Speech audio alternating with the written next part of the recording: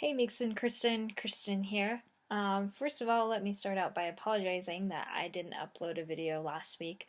I've been trying to be really consistent, as I'm sure you've both have noticed, with uploading the videos, just because I think even if you guys don't really have the time to watch them and maybe you don't always have a chance to respond during the week, at least it helps me to stay accountable because I always know that I'm going to be making this video. So, yeah, it's been a good thing, I'd say. These past couple of weeks, I've been really depressed, and they've just been really hard.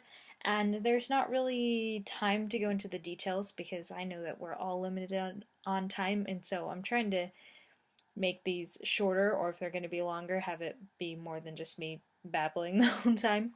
But yeah, suffice it to say that the past couple of weeks were really hard, and I was doing really well on my diet, but then yeah, things just started getting really hard for me emotionally, and I noticed that sugar like kind of instantly made me feel better. And sugar obviously should not be used to solve your problems, and that's probably part of the reason why I'm making this vlog in the first place, because I'm overweight because sometimes I use sugar and other types of food, whether it be an excess of unhealthy or healthy foods, to deal with my problems sometimes. And I think that's what happened this week because I just didn't have enough mental energy, and I don't have strong enough connections here right now at the moment that I could rely on in that time of need. So I slipped back into some pretty bad habits, felt pretty crappy about myself, and ultimately that ended up making my depression worse. And so one day I just kind of made up my mind to go to the gym because I was having trouble getting anything done and I was really upset and whatever. And all of a sudden I got a lot better after working out at the gym for, running for about an hour. And so I realized something that I've always known and something that I'm sure you both know, but that exercise for me personally, and I think for a lot of people, really helps with mental illness. And so I'm trying to rely more on exercise than relying on sugar and food. Even though I feel much better when I exercise versus when I eat a ton of Oreos, it still can be difficult because what couple of things. One, going to the gym is an extra step. So if I can actually get myself into the gym, then I usually do better. So I've been trying to bring my gym clothes with me to work so that I can just drive straight to the gym, change out of them, and get it done, and that's definitely helped.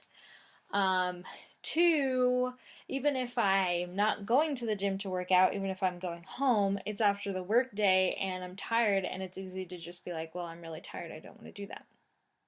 So those have been sort of some obstacles that have been in my way, and I'm sure both of you have had experience with those obstacles as well. So if you have any advice, I would be so obliged if you could share it with me.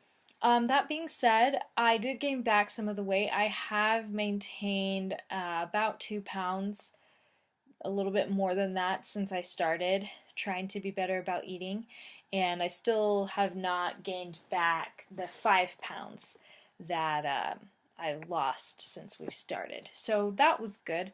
I definitely, like I said, lost some ground, but not so much ground that it was like, you know. I think one thing that's been really hard for me, and I'm not sure if I mentioned this in one of my earlier videos, so I apologize if this is a repeat. But one thing that's been really hard is that with a low carb diet, couple things. One, my energy levels are pretty low, and they have been getting significantly better the longer that I've been on the diet. But when I try to actually work out, which actually makes me feel a lot better, I'm not able to perform well on low carbs, like no matter what I do. And looking further into some research that's been done on this, a lot of other people are the same way. And another thing that's been challenging for me about low carbs is that my mental function has decreased significantly as well. I'm not sure that I would go so far as to say that my recent incidents of depression was necessarily linked to my low carb diet. It could have been, but like I said, I'm not going to go so far as to be like, yeah, that was what it was. But I've been like misspelling words a lot, and like I'll reread over things that I've like written, and I'm like, what the heck? Like, I'm making mistakes that I would never make. And I'm really like a lot slower in my response time, and like in a way that's been noticeable. Not just like, oh, well, I kind of had a spacey day, but in a way that I'm like, wow, my brain does not operate very well on ketones versus carbohydrates. And I think that there's something to that. You know, like I have been getting results with a lower carbohydrate diet. So I think lowering my carb intake and changing my carb intake to the healthiest carbs that I can have is a good idea. However, the kind of low carbohydrate diet I've been doing has not been a lifestyle choice that I could make in a more permanent sense. It's something that I could sustain, I'm sure, for longer than I have, just, willpower, whatever.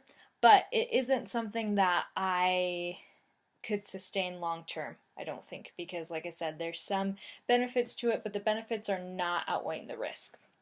The other thing is that this week I met with a head personal trainer at the gym that I have a free membership with through my work. And he was like, dude, don't do low carb diets. And I was really surprised because it seems like everybody in the, training world, like the bodybuilding world, has been really into low carbs lately and has been, touting, oh, look at my great results when I don't eat carbohydrates. So I was really surprised to be hearing that from him, especially because I was thinking that, and like I'd met with a personal trainer like a year ago, and he went over a little bit of nutrition with me, and we talked about doing low carbohydrates and like really upping my protein. So I was very surprised when he was like, don't do it. It's like, look, the truth is that it's a fad diet. Like there are some things that are beneficial about like moderating your carb intake, but it's more about eating the best carbs you can eat, like I said earlier, rather than like not eating carbs ever. So I thought that that was really interesting, and I really took it to heart, and I've been trying to clean up my diet in a lot of ways. I'm always trying to clean up my diet and just write goals. But I signed up for a 6-month commitment, contract, whatever, to meet with a personal trainer 2 times a week. So going forward, I'm going to be meeting with a personal trainer 2 times a week. And I did it just this last week for the first time. And my legs are still sore from my workout on Friday. They're not killing me like they were on Friday and Saturday. Oh my gosh. But they are still sore. I can definitely feel my quads especially. So I was excited about that because I kind of have a love-hate relationship with being sore, where it's awesome because I'm like, yes, I actually did something while I was at the gym, and two, because it sucks. Like, nobody likes to walk around and just constantly be in pain. But whatever. So that's been this week, is trying to come up with a more moderate diet plan that is still going to help me get results, but isn't going to have sort of the drawbacks that I've been having. And two, starting to meet with a personal trainer at least twice a week. I tried to make it a goal of getting 10,000 steps every single day this week. I didn't make that goal. I think I got like 3 or 4 days. My pedometer actually stopped working, so that was part of it, that I was like, well, I just kind of can't tell. But yeah. And the other thing is that I'm thinking about getting tested for celiac disease. I've been having a lot of problems lately with certain kinds of foods, and I'm not saying that I have celiac disease because I realize that that's a really small percentage of the population, and even gluten sensitivity, a lot of like actual well-respected doctors are coming out and saying that's not actually a thing, it's kind of a mind over matter whatever, but like I get sick to my stomach like bad, really bad, when I eat certain foods, and all the foods are high in refined grains. So it might just be like junk food and highly refined foods are not that good for you, which is not that big of a surprise. But I have some family members who have celiac disease, like actually, like they were diagnosed and everything. And I have some siblings that have similar symptoms that I do, so I'm looking into getting that checked out. So yeah, that's kind of a personal thing, but whatever, I'll keep you updated. Kristen, I hope you survived Vegas. I'm going to Vegas in April, and I'm really excited. And I'm also going to Harry Potter World in April, and I am going to drink all the butterbeer that I want. So forget that. I'm not even going to be like, well, I need to. No, butterbeer. And Meeks, missed you this past week. Hope that I get to see you this upcoming week. And I love you both, and good luck, and you're the best.